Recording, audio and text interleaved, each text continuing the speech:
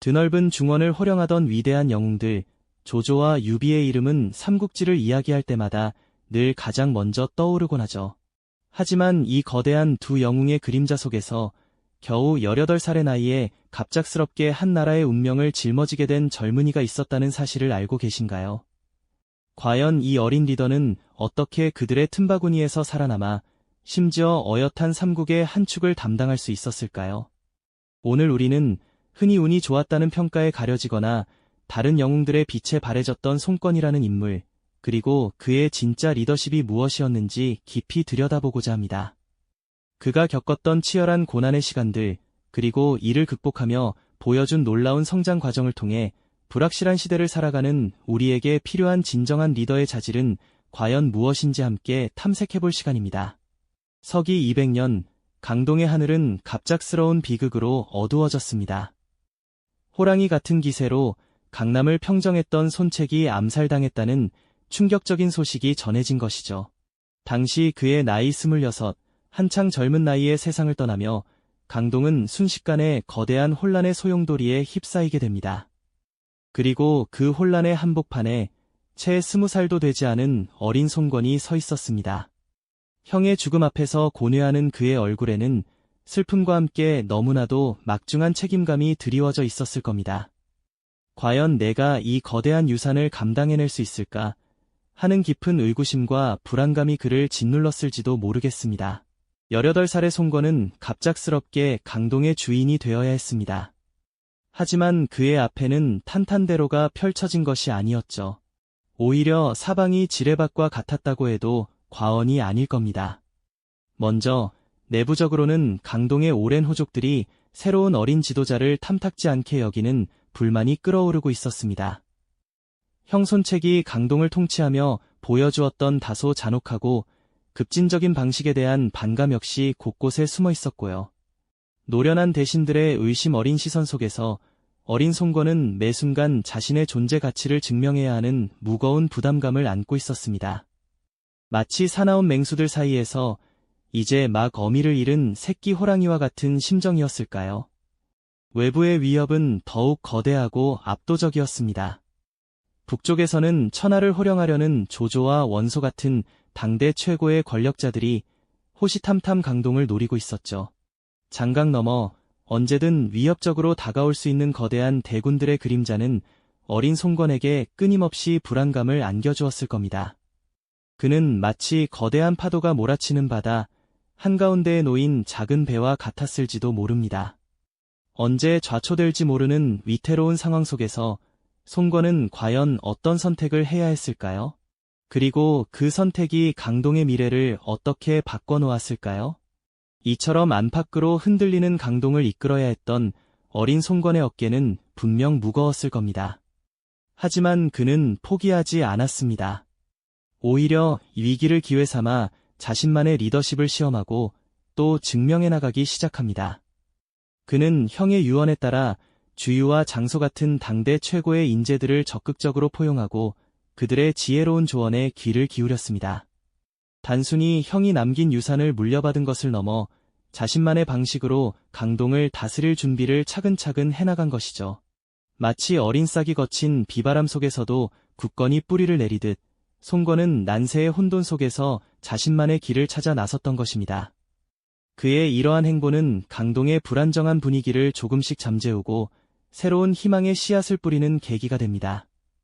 어린 나이에 감당해야 했던 막중한 책임감과 주변의 의구심, 그리고 사방에서 조여오는 위협 속에서도 손권은 흔들리지 않고 자신만의 중심을 잡으려 애썼습니다.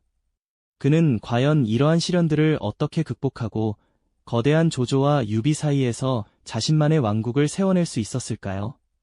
그의 진정한 리더십은 과연 어디에서 빛을 발했을까요? 이제 우리는 손권이 난세 속에서 자신만의 길을 찾아 나서는 더욱 치열한 여정 속으로 함께 들어가 볼 시간입니다. 그의 결단과 지혜가 어떻게 강동의 운명을 바꾸었는지 다음 이야기에서 더 자세히 살펴보시죠. 형 손책의 갑작스러운 죽음, 그 거대한 위기는 어린 손권에게 막중한 책임감과 함께 자신만의 리더십을 시험할 기회를 주었습니다. 그는 단순히 형이 남긴 유산을 물려받은 젊은이가 아니었습니다. 주변의 의심과 불안정한 강동의 상황 속에서도 송건은 놀랍도록 현명한 길을 택했죠. 바로 강동의 인재들을 적극적으로 끌어안고 그들의 목소리에 귀 기울이는 것이었습니다. 주유와 장소처럼 이미 강동에서 존경받던 인물들을 자신의 편으로 만들고 그들의 지혜를 자신의 통치에 흡수하려 노력했습니다. 이는 단순히 사람을 쓰는 것을 넘어 다양한 의견을 경청하고 포용할 줄 아는 송건만의 독특한 리더십 스타일을 구축해나가는 과정이었죠. 마치 굳건히 뿌리를 내리는 나무처럼 그는 강동의 단단한 기반을 다져나갔습니다. 젊은 나이에 이러한 정치적 수완을 보였다는 것이 참 놀랍지 않나요? 하지만 그에게는 또 다른, 어쩌면 강동의 존립 자체를 위협하는 거대한 시련이 기다리고 있었습니다. 북방을 통일한 조조가 수십만 대군을 이끌고 장강으로 밀려 내려오기 시작한 것이죠. 그야말로 압도적인 전력 앞에 강동은 일순간 혼돈과 공포에 휩싸였습니다. 노련한 신하들 사이에서도 의견은 극명하게 갈렸습니다. 장소 같은 현실주의자들은 조조에게 항복하는 것이 현명한 판단이라며 주장했죠. 하지만 주유는 달랐습니다. 그는 강동의 지리적 이점과 병사들의 사기를 믿으며 결사항전을 강력히 외쳤습니다. 이때 송건의 진정한 리더십이 빛을 발했습니다. 20살 남짓한 젊은 군주가 이 엄청난 무게의 결정을 홀로 내려야 했던 것이죠. 그는 신하들의 격렬한 논쟁을 묵묵히 지켜보며 깊은 고뇌에 잠겼을 겁니다. 항복은 당장의 평화를 가져올지 모르나 강동의 자주성을 영원히 잃는 길이었을 테고요. 반면 항전은 모든 것을 걸어야 하는 위험천만한 도박이었을 겁니다. 하지만 송건은 결국 주유의 손을 들어주며 조조와 싸우는 길을 택했습니다. 이는 단순히 용기 있는 선택을 넘어 자신의 사람을 믿고 그에게 모든 권한을 위임하는 과감한 결단이었죠. 그렇게 역사적인 적벽대전이 시작됩니다. 수적으로는 열세였지만 송건과 주유는 기지와 전략으로 거대한 조조군에 맞섰습니다. 불타는 적벽, 거대한 전선이 불길에 휩싸이는 장관은 상상만 해도 전율이 흐르지 않나요? 이 전투는 단순히 병력의 우위를 넘어 지략과 담대한 의지가 승패를 가른 결정적인 순간이었습니다. 결국 조조의 대군은 처참하게 패퇴했고 강동은 절체절명의 위기에서 벗어날 수 있었죠. 적벽대전의 승리는 송건에게 단순한 군사적 승리 이상의 의미를 지녔습니다. 그는 이 전투를 통해 강동의 백성들과 신하들에게 자신의 존재감과 리더십을 확실히 각인시켰습니다. 더 이상 형의 그림자에 가려진 어린 군주가 아니라 난세의 파도를 스스로 헤쳐나갈 줄 아는 진정한 지도자로 우뚝 선 것이죠. 이 승리는 훗날 오나라가 삼국의 한 축으로 당당히 자리매김하는 굳건한 토대가 되었답니다. 이제 송건은 단순히 강동의 안정을 넘어 더 큰 그림을 그리기 시작합니다.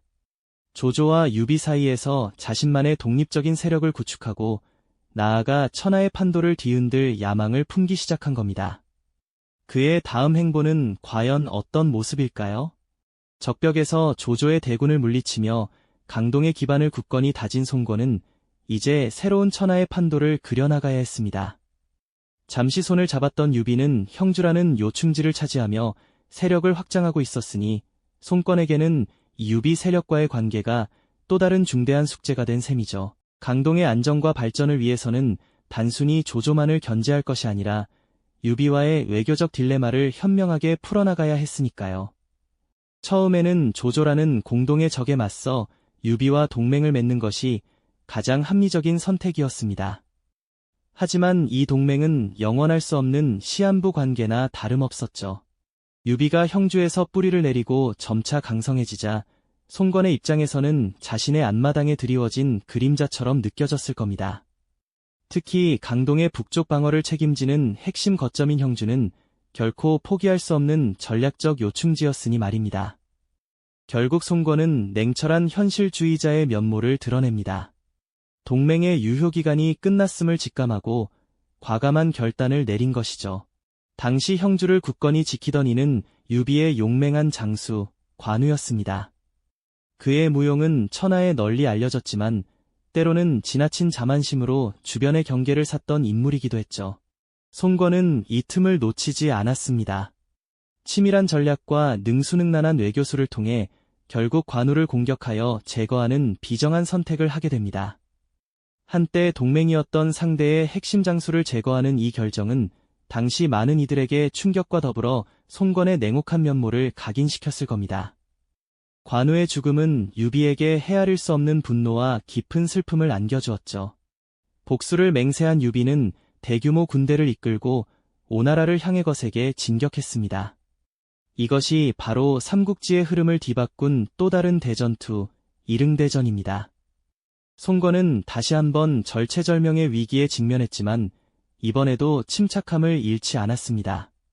그는 젊지만 비범한 지략가 육손을 총사령관으로 임명하고 그의 판단을 전적으로 신뢰하는 과감한 인사를 단행합니다. 육손은 유비군을 상대로 장기간 대치하며 그들을 지치게 만들었고 마침내 회심의 일격인 화공을 펼쳤습니다. 거대한 불길이 유비의 진영을 집어삼켰고 촉한의 대군은 혼란 속에서 괴멸적인 타격을 입게 되죠. 이릉대전에서의 빛나는 대승은 오나라의 저력을 세상에 다시 한번 각인시키는 동시에 송건의 탁월한 전략적 안목과 인재를 적재적소에 등용하는 리더십을 유감없이 보여주었습니다. 이릉대전의 승리는 송건에게 단순한 영토 확장 이상의 의미를 지녔습니다. 그는 이 전투를 통해 조조와 유비라는 두 거대한 세력 사이에서 더 이상 눈치를 보거나 협력 관계에만 머무는 존재가 아님을 천하에 똑똑히 선포한 것입니다. 이제 송건은 어엿하게 삼국의 한 축을 담당하는 독립적인 강국의 지배자로 확고히 자리매김하게 된 것이죠. 그의 입지는 이로써 더욱 공고해졌습니다. 그리고 마침내 서기 229년 송건은 황제의 자리에 오르며 오나라를 정식으로 건국하기에 이릅니다. 강동의 백성들과 신하들의 뜨거운 환호 속에서 황제의 위에 앉은 송건의 모습은 분명 위풍당당했을 겁니다. 하지만 그 웅장한 즉위식의 이면에는 치열한 난세 속에서 수많은 고뇌와 때로는 비정하다는 평가까지 감수하며 이뤄낸 자리였기에 한편으로는 깊은 고독함이 배어 있었을지도 모릅니다. 송건은 이로써 명실상부한 삼국 정립의 주역이 되었습니다. 어린 나이에 형의 갑작스러운 죽음으로 떠맡았던 강동의 운명을 자신의 뛰어난 지략과 담대한 용기, 그리고 무엇보다 인재를 아끼고 적재적소에 활용하는 유연한 리더십으로 개척해낸 것이죠. 이제 그의 앞에는 황제로서 오나라를 안정적으로 통치하고 더욱 발전시켜야 할 또 다른 막중한 과제가 놓여 있었을 겁니다. 과연 그의 리더십은 오나라에 어떤 빛과 그림자를 남기게 될까요? 황제의 자리에 오른 송건에게는 이제 강동을 더욱 굳건히 다지고 번영시키는 막중한 과제가 놓여 있었죠. 그의 영민한 리더십 아래 오나라는 강남 지역의 문화와 경제를 꽃피우며 눈부신 발전을 이룩했습니다. 마치 오랜 시간 묵묵히 뿌리를 내린 거목이 마침내 무성한 잎을 들이우듯 오나라는 그의 통치 아래 안정과 번영의 시기를 맞이하게 됩니다. 장강 유역의 비옥한 토지는 농업 생산성을 비약적으로 높였고 활발한 상업과 교역은 백성들의 삶을 이전과는 비교할 수 없을 만큼 풍요롭게 만들었죠. 이는 강남 지역이 단순한 변방을 넘어 삼국의 중요한 경제적, 문화적 중심지로 자리매김하는 데 결정적인 기여를 한 것입니다.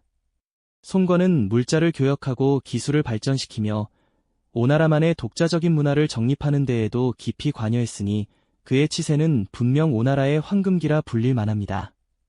하지만 영원할 것만 같았던 영광에도 시간의 그림자가 드리우기 마련이죠. 수십 년간 권좌를 지켜온 노회한 군주에게서는 젊은 시절의 패기와는 다른 예상치 못한 어두운 면모가 서서히 고개를 들기 시작했습니다. 특히 그의 말년은 후계자 문제로 인해 극심한 혼란에 빠져들었습니다. 젊은 날 유능한 인재들을 아끼고 신뢰하며 능력을 발휘하게 했던 모습과는 달리 그는 점차 의심이 많아지고 권력에 대한 집착을 보이면서 많은 신하들을 멀리하거나 냉혹하게 숙청하는 비정한 모습을 보이기도 했죠. 사랑하는 자식들 사이에서 후계 구도를 명확히 정리하지 못하고 우유부단한 태도를 보인 것은 결국 황실 내부의 파벌 싸움을 격화시키고 오나라의 정국을 불안하게 만드는 결과를 초래했습니다. 이러한 실정은 마치 뿌리 깊은 나무의 가지가 서서히 말라가듯 오나라의 국력을 조금씩 잠식해 나갔습니다. 결국 그의 죽음 이후 오나라의 국운이 급격하게 기울어지는 결정적인 원인이 되고 말았으니 참으로 안타까운 일이 아닐 수 없습니다. 송건의 삶은 이처럼 찬란한 영광의 순간들과 짙은 그림자의 시간들을 모두 품고 있습니다. 그는 젊은 시절 형의 거대한 그늘에서 벗어나 자신만의 독자적인 방식으로 강동을 개척하고 삼국의 한 축을 우뚝 세워냈지만 말년에는 인간적인 욕망과 잘못된 판단으로 인해 오나라의 미래에 돌이킬 수 없는 어두운 그림자를 드리웠던 것이죠. 그럼에도 불구하고 그가 남긴 유산의 가치는 분명 위대합니다. 혼란스러운 난세 속에서도 강남 지역의 발전 기반을 굳건히 다지고 독자적인 문화를 꽃피울 수 있었던 것은 오로지 송건이라는 리더의 탁월한 해안과 끈질긴 노력, 그리고 변화를 두려워하지 않는 용기 덕분이었다고 말할 수 있습니다. 수십 년간 한나라를 이끌고 번영시킨 그의 업적은 역사 속에 분명히 빛나고 있습니다. 진정한 리더십은 타고난 영웅의 완벽함에서 오는 것이 아니라 현실의 냉혹함을 정면으로 직시하고 때로는 비정하지만 반드시 필요한 결단을 내리며 적재적소에 인재를 배치하고 그들의 귀한 의견을 경청하며 끊임없이 성장해 나가는 과정 그 자체에 있다는 것을 송건의 일생이 우리에게 생생하게 깨우쳐줍니다. 불확실성으로 가득했던 격동의 시대 속에서 주어진 운명을 스스로 개척해 나간 그의 이야기는 오늘날 급변하는 현실을 살아가는 우리에게도 깊은 통찰과 중요한 질문을 던져주는 듯합니다. 완벽하지는 않았지만 자신의 시대에 온 힘을 다해 살아낸 한 리더의 고뇌와 성장을 되짚어보면서 그의 삶이 남긴 빛과 그림자가 현대사회에 어떤 의미를 지니는지 다시 한번 깊이 성찰해보게 되는군요. 이 영상이 도움이 되셨다면 좋아요와 구독 부탁드립니다. 여러분의 응원이 제게 큰 힘이 됩니다. 다음 영상에서도 더 유용한 정보를 공유하겠습니다. 감사합니다.